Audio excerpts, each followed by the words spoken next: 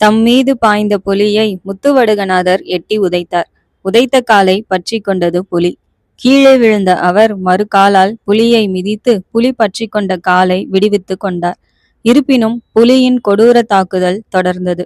இளவரசரும் புலியும் கட்டி புரண்டனர். ஒரு சமயத்தில் புலி மேலேயும் மறு சமயத்தில் முத்துவடுகநாதர் மேலேயும் என அங்கே ஒரு தொடர் போராட்டம் நடந்தது. ஒரு கட்டத்தில் முத்துவடுகநாதர் கீழே, அவர் நெஞ்சின் மீது கால்களை பதித்து அவர் கழுத்தில் தம் வாய் பதிக்க புலி முயற்சி செய்தது. அதுவரை ஒருவித பிரமையில் சிக்கியிருந்த வேலு நாச்சியாரை சுயநினைவு சுட்டது.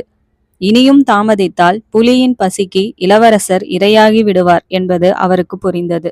முத்துவடுகநாதர் மீது கால் வைத்திருந்த புலியின் அடிவயிற்றில் ஓங்கி உதைவிட்டார் வேலு நாச்சியார். உதையால் நிலைகுலைந்த புலி நாச்சியாரின் மீது விழி பதித்தது. முத்துவடுகநாதரை விடுத்து வேலு நாச்சியார் மீது வெறியோடு பாய்ந்தது. இதை எதிர்பார்த்திருந்த அவர் ஒதுங்கிக் கொள்ள வேகத்தோடு பாய்ந்து வந்த புலி ஒரு மரத்தின் மீது மோதி மண்ணில் சாய்ந்தது.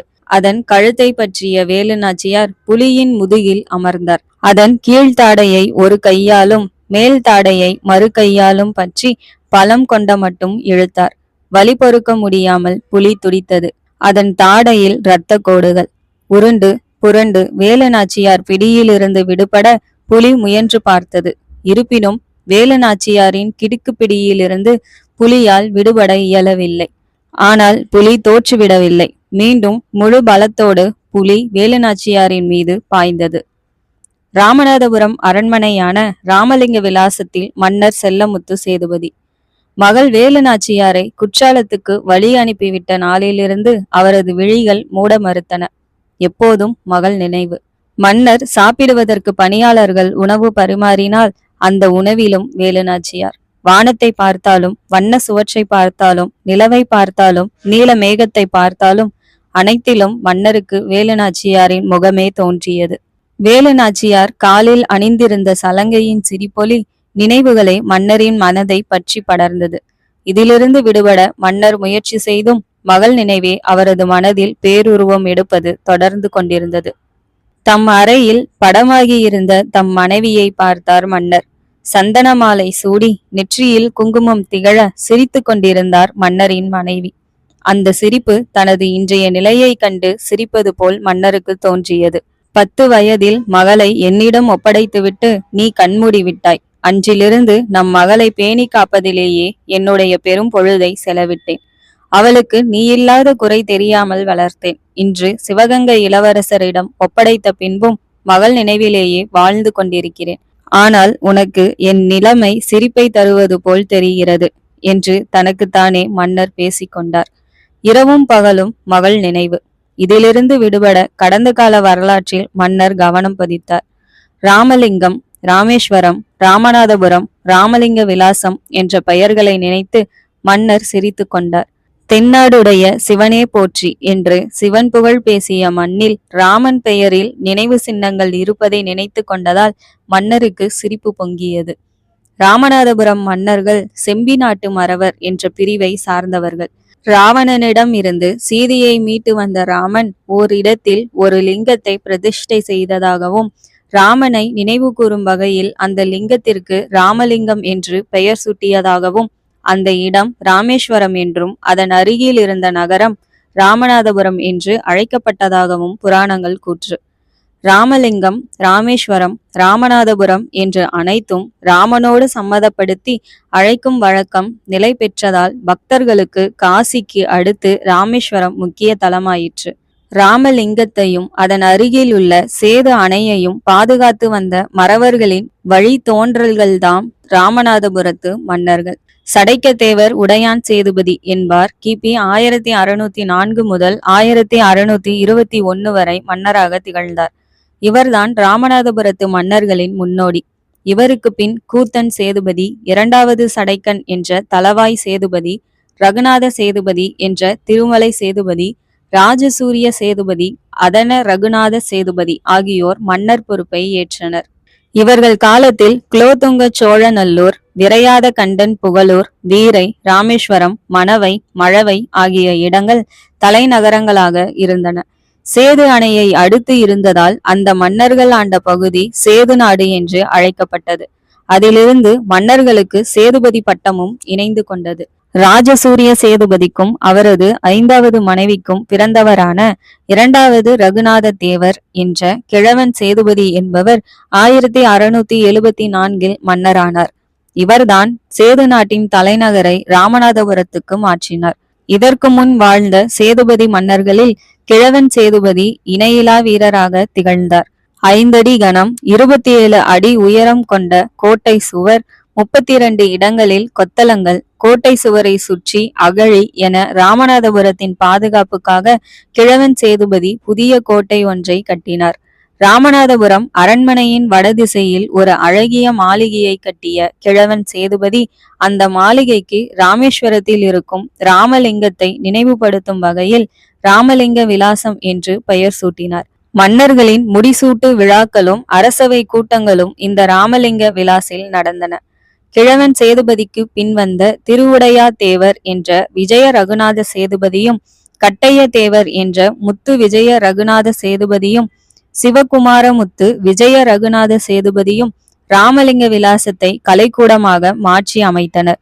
ராமாயணம், மகாபாரதம் ஆகிய இதிகாச நிகழ்ச்சிகள், சேது நாட்டின் வரலாற்று நிகழ்ச்சிகள், மன்னர்களுக்கு கிடைத்த சிறப்புகள், விருதுகள், மன்னர்கள் வெற்றி கொண்ட போர்க்கள காட்சிகள் ஆகியவற்றை ராமலிங்க விலாச சுவர்களில் அழகோவியமாக தீட்டியிருந்தனர். 1772 ராமநாதபுரத்தின் மீது போர் தொடுத்து கைப்பற்றிய ஆங்கில தளபதி ஜோசப் ஸ்மித் என்பவன் ராமலிங்க விலாசின் அழகை கண்டு வியந்து எழுதினான். ஆங்கிலேயர் ஆட்சியின் போது இந்த மாளிகையை வெள்ளைக்கார அதிகாரிகள் தங்களின் இருப்பிடமாக பயன்படுத்தினர். ஆங்கில அதிகாரி ஜாக்சன் துரைக்கும் வீரபாண்டிய கட்டபொம்மனுக்கும் வரி பற்றிய வாதம் நடந்ததும் இந்த மாளிகையில்தான். சேதுபதி மன்னர்களில் 14வது மன்னராக பொறுப்பேற்றவர்தான் செல்லத்தேவர் என்ற செல்லமுத்து விஜய ரகுநாத சேதுபதி. இவர் 1749 முதல் 1762 வரை ராமநாதபுரத்தின் மன்னராக திகழ்ந்தார். இவருக்கும் சக்கந்தி என்ற ஊரில் பிறந்த முத்தாத்தாள் நாச்சியாருக்கும் 1730 பிறந்தவர்தான் வேலு நாச்சியார். ராமலிங்க விலாசம்.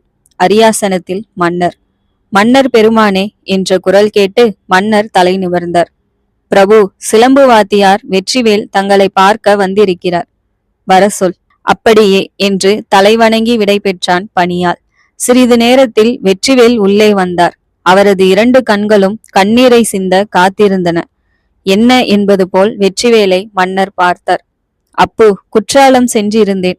5 அருவி பக்கம் ஒரு மாலை நேரத்தில் குற்றாலத்தை ரசித்துக் கொண்டிருந்தேன். அப்போது ஒரு செடியின் மீது என் பார்வை பதிந்தது. அந்த செடியின் மீது அடிக்கடி ஆத்தா விரும்பி கட்டிக்கொள்ளும் புடவையின் ஒரு பகுதி கிடந்தது. அதை பார்த்ததும் என்னை அதிர்ச்சி தழுவி கொண்டது. அந்த செடியின் அருகில் வளையல்கள் கிடந்தன. ஆத்தாவிற்கு ஏதோ ஆபத்து நேர்ந்து விட்டதோ என்ற அச்சம் எனக்கு ஏற்பட்டு விட்டது என்று கண்ணீர் மல்க வெற்றிவேல் சொல்லி முடித்தார். வாத்தியாரே, குற்றாலம் பகுதியில் திருடர்கள் பயம் இருப்பதாக தெரியவில்லை. அப்படியே திருடர்கள் எதிர்கொண்டாலும் இளவரசரும் வேலு நாச்சியாரும் கோழைகள் அல்ல.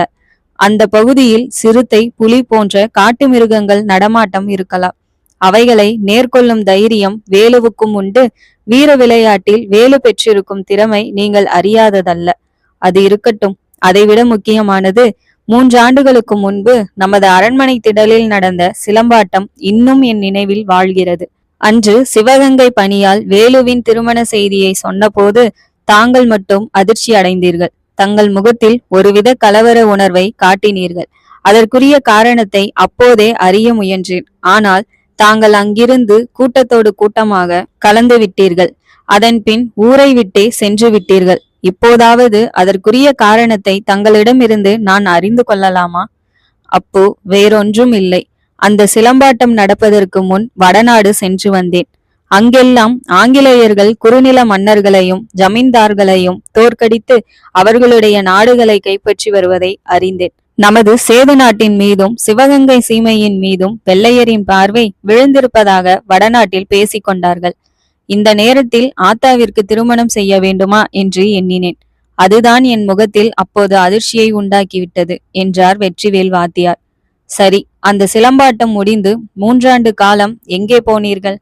அப்போ கமுதியில் உள்ள சில இளைஞர்களுக்கு சிலம்பம் கற்றுக் கொடுக்க வேண்டும் என்று எனக்கு ஆள் வந்தது. அங்கு பணி முடிந்ததும் பரமக்குடி, பெருநாழி, சாயல்குடி என தொடர்ந்து சிலம்பம் கற்றுக் கொடுக்க அழைத்து சென்று விட்டனர்.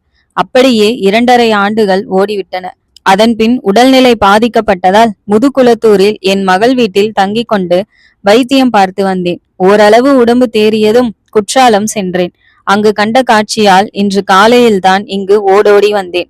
வெற்றிவேல், நீங்கள் அச்சப்பட்டபடி வேலுவுக்கு ஒன்றும் ஆகியிருக்காது. அதே போன்று வெள்ளைக்காரனோ எந்த கொள்ளைக்காரனோ இந்த மண் மீது இதுவரை போர் தொடுக்கவில்லை, தொடுக்கவும் முடியாது. அப்பு, இப்பொழுதும் எனக்கு அந்த அச்சம் இருக்கத்தான் செய்கிறது. தெற்கே நெற்கட்டான் செவ்வல் பாளையத்தின் மன்னர் புலித்தேவருக்கு ஆங்கிலேயர் தொல்லை கொடுக்க தொடங்கிய செய்தியை கேள்விப்பட்டேன். அதனால் நாம் எச்சரிக்கையாக இருப்பது நல்லது என்றார். மன்னர் யோசனையில் ஆழ்ந்தார்.